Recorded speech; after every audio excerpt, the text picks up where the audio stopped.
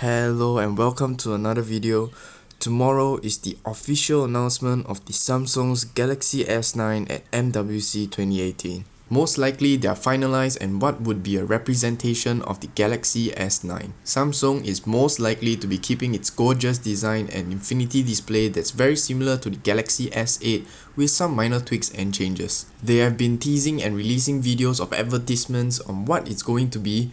The camera reimagined. The S9's camera features a new 12.5 megapixel sensor on the primary lens with a variable aperture that will be able to switch between f2.4 and f1.5. That means shallow depth of field and better low light performance like what a DSLR could provide. For the S9 Plus variant, it's going to have a dual camera at a vertical position with the second camera at a fixed aperture of f2.4. It's able to film up to 4K 60 frames per second as well as an improved slow motion video feature supporting up to 960 frames per second. And of course, optical stabilization is included. Speaking of the camera, the annoyingly placed fingerprint reader on the Galaxy S8 is shifting to the middle module for the S9. That's expected due to the accidental placement of a finger on the camera lens while unlocking. Great to see improvements on it after a year. As for the front-facing camera, it's likely to be an 8 megapixel f1.7 camera with autofocus. Additionally, the Samsung Galaxy S9 will be including its own face unlocking technology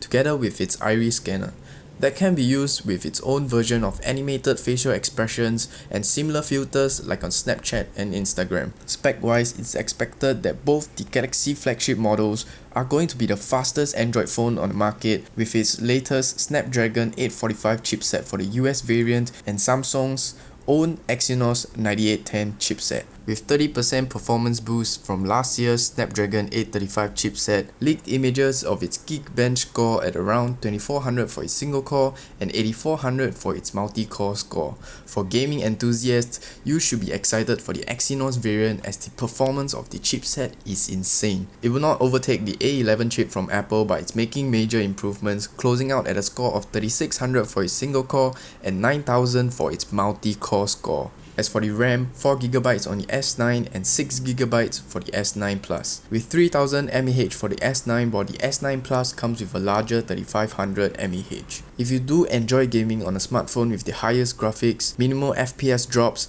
and smooth gameplay, the S9 Exynos variant will be a promising phone. Games like Vainglory, Mobile Legends, and Rules of Survival that are fast-paced and would be essential for a performance-oriented phone.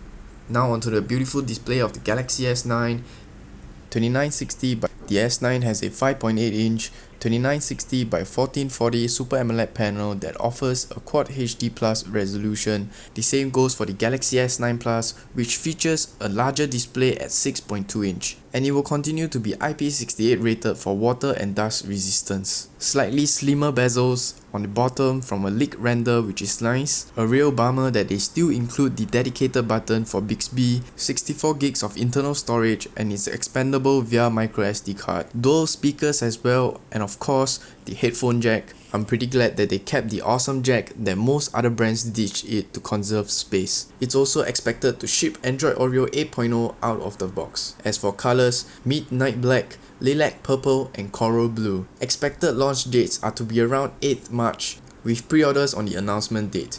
Price will be retailing anywhere from $800 to $925 US. Well, I'm pretty excited for the S9 and let me know about what are your thoughts about it. Apparently, I was contemplated about the iPhone X and having the ugly notch is just a deal breaker for me.